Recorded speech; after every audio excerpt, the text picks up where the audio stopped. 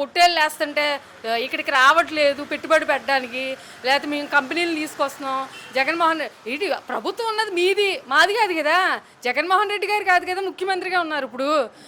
అది కూడా చేసుకోలేకపోతే ఇప్పుడు ఆ మాత్రం దానికి మీరెందుకు పరిపాలించడం? కానీ లా అండ్ ఆర్డర్ కూడా మేము కంట్రోల్ చేశాము.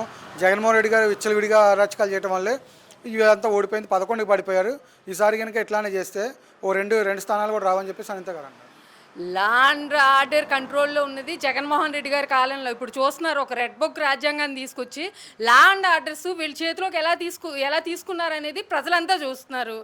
అది చూసి ఆ రోజున జగన్మోహన్ రెడ్డి గారు ఓడిపోవడానికి కారణం ఏంటనేది కూడా ఇప్పుడు ప్రజలకు తెలుసు. ఆ ఈవీఎంలో మీరు ఏం చేశారనేది అందరికీ తెలుసు.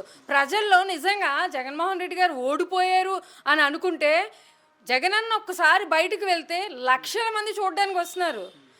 ఆయన ఓడిపోలేదు, జనంలో ఎప్పుడు ఆయన గెలిచారు. ఏంటంటే మీరంతా చేసిన ఈ కుట్రకి బలయ్యాం అంతే మేము.